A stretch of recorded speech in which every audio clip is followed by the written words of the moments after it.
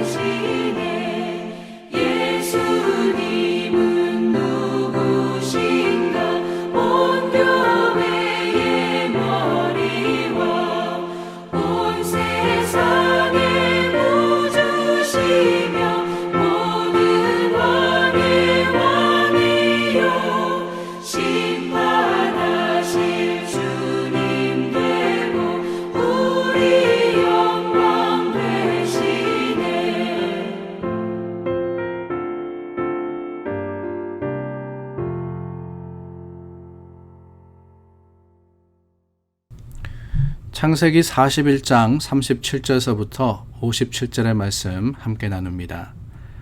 바로와 그의 모든 신하가 이 일을 좋게 여긴지라. 바로가 그의 신하들에게 이르되 이와 같이 하나님의 영에 감동된 사람을 우리가 어찌 찾을 수 있으리요 하고 요셉에게 이르되 하나님이 이 모든 것을 내게 보이셨으니 너와 같이 명철하고 지혜 있는 자가 없도다. 너는 내 집을 다스리라. 내 백성이 다 내 명령에 복종하리니 내가 너보다 높은 것은 내 왕자뿐이니라. 바로가 또 요셉에게 이르되 내가 너를 애굽 온 땅의 총리가 되게 하노라 하고 자기의 인장 반지를 빼어 요셉의 손에 끼우고 그에게 세마포 옷을 입히고 금사슬을 목에 걸고 자기에게 있는 버금 수레에 그를 태우매 무리가 그의 앞에서 소리 지르기를 엎드리라 하더라. 바로가 그에게 애굽 전국을 총리로 다스리게 하였더라. 바로가 요셉에게 이르되 나는 바로라. 애굽 온 땅에서 내 허락이 없이는 수족을 놀릴 자가 없으리라 하고 그가 요셉의 이름을 사브납 바네아라 하고 또 온의 제사장 보디베라의 딸 아스낫을 그에게 주어 아내로 삼게 하니라. 요셉이 나가 애굽 온 땅을 순찰하니라. 요셉이 애굽 왕 바로 앞에 설 때에 30세라. 그가 바로 앞을 떠나 애굽 온 땅을 순찰하니 7해 풍년의 토지 소출이 심히 많은지라. 요셉이 애굽 땅에 있는 그 7년 곡물을 거두어 각 성에 저장하되 각 성읍 주위의 밭의 곡물을 그 성읍 중에 쌓아두매 쌓아둔 곡식이 바다 모래같이 심이 많아 세길에 그쳤으니 그 수가 한이 없었음이었더라. 흉년이 들기 전에 요셉에게 두 아들이 나되 곧 온의 제사장 보디베라의 딸 아스낫이 그에게서 낳은지라. 요셉이 그의 장남의 이름을 므낫세라 하였으니 하나님이 내게 내 모든 고난과 내 아버지의 온 지위를 잊어버리게 하셨다 하며 차남의 이름을 에브라임이라 하였으니 하나님이 나를 내가 수고한 땅에서 번성하게 하셨다 함이었더라. 애굽 땅에 7해 풍년이 그치고 요셉의 말과 같이 7해 흉년이 들기 시작하며 각국에는 기근이 있으나 애굽 온 땅에는 먹을 것이 있더니 애굽 온 땅이 굶주림에 백성이 바로에게 부르짖어 양식을 구하는지라. 바로가 애굽 모든 백성에게 이르되 요셉에게 가서 그가 너희에게 이르는 대로 하라 하니라. 온 지면에 기근이 있음에 요셉이 모든 창고를 열고 애굽 백성에게 팔세 애굽 땅에 기근이 심하며 각국 백성도 양식을 사려고 애굽으로 들어와 요셉에게 이르렀으니 기근이 온 세상에 심함이었더라. 아멘. 지난주 금요일에 말씀 나누면서 그런 표현을 여러분들에게 말씀드린 적이 있습니다. 선한 영향력이라고 말입니다. 선한 영향력. 우리 믿음의 사람들이 끼칠 수 있는 선한 영향력이라 하는 것은 단순하게 나 때문에 주위 사람들이 편안해지거나 또한 풍성해지는 것만이 아니라 물론 그런 선한 영향력을 교회와 성도들이 끼쳐야 됩니다. 삶이 어렵고 힘들 때 특별히 사랑으로서 주위를 돌아보고 또한 우리가 가진 것 우리 게 아니지 않습니까? 하나님이 주신 것이기 때문에 그것을 통하여서 사용하여서 주위 사람들을 넉넉하게 하고 또한 복되게 하는 것 그것이 우리의 책임이고 사명입니다. 그러나 여러분 믿는 자들의 선한 영향력이라 하는 것은 거기서 그쳐서는 안 된다고 말씀을 드렸죠. 어떻게 됩니까? 그 영향력을 받는 사람들 우리가 영향력을 미치는 그곳에 하나님을 알게 하는 하나님을 인정하게 하는 것이 진정한 선함이고 그것이 진정한 영향력이다 라고 말씀을 드렸습니다. 오늘 저희가 나눈 말씀 이 바로의 꿈을 해석한 요셉이 전격적으로 등용이 됩니다. 애굽의 총리로서 세워지게 되는 거죠. 바로와 신하들, 바로만이 아닙니다. 바로의 신하들이 다 이 요셉의 해석만이 아니었어요. 그 해석에 따른 대응책까지 제시를 했을 때 그것이 좋게 여긴지라 그것이 옳다라고 인정을 했습니다.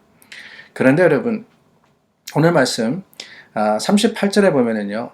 바로가 그의 신하들에게 이르되 이와 같이 하나님의 영에 감동된 사람을 우리가 어찌 찾을 수 있으리요. 정말 놀라운 고백이 아닐 수가 없습니다. 하나님의 영에 감동된 사람을 우리가 찾을 수 없다. 어떻게 해요? 이와 같이 요셉의 그 모든 일들, 요셉의 한 일들을 보건대 하나님께서 그 가운데 살아 역사하시고 하나님께서 운동하시는 것을 나도 알게 되더라라는 겁니다. 애굽이라는 나라, 바로가 다스리는 나라였고 그 바로는 애굽에서 신과 같은 존재였습니다. 그런데 그 신과 같은 존재가 하나님을 히브리인의 하나님을 인정하는 거예요. 뿐만 아닙니다. 요셉에게 이르되 39절입니다. 하나님이 이 모든 것을 내게 보이셨으니 하나님이 보이셨으니 그렇습니다. 이게 바로 선한 영향력입니다. 하나님을 인정하는 거예요. 요셉의 믿음과 그 소망 가운데 하나님이 역사하시는데 어떻게 역사하시느냐 한번 보세요. 보디발의 집에서부터 시작을 해서 감옥에서 간수장에게 거기에서 또한 술 맡은 관원장에게 이제는 바로와 그 신하들에게 그 영향력이 번져가게 됩니다. 그런데 여러분 그것만이 아니에요. 오늘 말씀 마지막 절에 보시면은요. 56절과 57절 말씀입니다. 꿈대로 이루어지죠. 풍년이 오고 흉년이 옵니다. 그런데 온 지면에 기근이 있음에 57절 말씀도 각국 백성도 양식을 사려고 애굽으로 들어와 요셉에게 이르렀으니 자 요셉이 대하고 요셉이 영향력을 끼칠 수 있는 그 지경이 어떻게 됩니까? 그가 노예로서 보디발의 집에서부터 시작을 해서 바로의 왕국의 총리가 되는 그 바로의 왕국만이 아니지 않습니까? 이 말씀을 보니까요. 온 지면 애국과 그 주위에 있는 나라들을 이야기하는 겁니다. 각국 백성들 그 백성들도 다 이 요셉의 영향력 안에 있게 되더라라는 거예요. 하나님을 증거하는 선한 영향력을 베풀고 끼치게 되니까 하나님께서 그 영향력의 지경을 넓혀주는 겁니다. 그렇습니다. 하나님께서 우리에게 맡겨주신 지경이 있습니다. 기도의 지경이자 말씀의 지경이자 믿음의 지경입니다. 그 지경에서 우리가 신실하게 하나님을 따를 때 주님께서 더 많은 책임과 더 많은 지경으로서 넓혀주시는 거예요. 더 많은 사람에게 증거할 수 있도록 우리를 사용하시고 더 많은 곳에서 복음 증거자로서 살 수 있도록 하나님께서 이끌어 주시는 겁니다. 그런 축복이 저와 여러분들에게 충만하기를 주님의 이름으로 축원합니다. 오늘 그 영향력을 생각할 때 또 한 가지 더 기억할 수 있는 것은요. 이 요셉의 믿음의 소망이었습니다. 이제는 총리가 되었고요. 그 영향력이 온 땅에 미칠 수 있게 됐습니다. 얼마나 대단한 자리까지 오른 거예요. 그런데 여러분, 그 자리에서도 요셉은 여전히 자신이 누구다라는 것을 잊지 않습니다. 그것을 어디서 볼 수 있느냐? 바로가 요셉의 이름을 사브납 바네아다라고 고칩니다. 그러니까 계명을 한 거예요. 계명을. 그리고 온의 제사장 보디베라의 딸 아스낫을 아내로 삼게 합니다. 그러니까 애굽 사람과 결혼하게 하는 거예요. 애굽 땅에 살면서 애굽의 총리가 되었고 애굽의 이름을 가졌고 애굽의 아내, 애굽인의 아내를 얻었습니다. 그런데 여러분, 이 요셉이 아들 둘을 낳는데 그 이름을 뭐라고 하느냐? 장남의 이름은 므낫세입니다. 그 뜻이 하나님이 내게 내 모든 고난과 내 아버지의 온 집안일을 잊어버리게 하셨다라는 뜻이고, 차남의 이름은 에브라임입니다. 이 에브라임이라 하는 이름은 하나님이 나를 번성하게 하셨다라는 겁니다. 두 이름 다 어떤 이름이냐? 히브리식 이름이에요. 히브리식 이름. 그러니까 아브라함, 이삭, 야곱, 요셉과 같이 므낫세와 에브라임도 히브리 이름으로서 지었다 하는 거죠. 우리는 이 일의 의미를 잘 알고 있습니다. 이민자이기 때문에. 우리가 미국에 살면서 삶이 편하기 위해서는 영어 이름이 있어야 되더라고요. 그죠? 어디 가가지고 제신 그러면 못 알아들어요.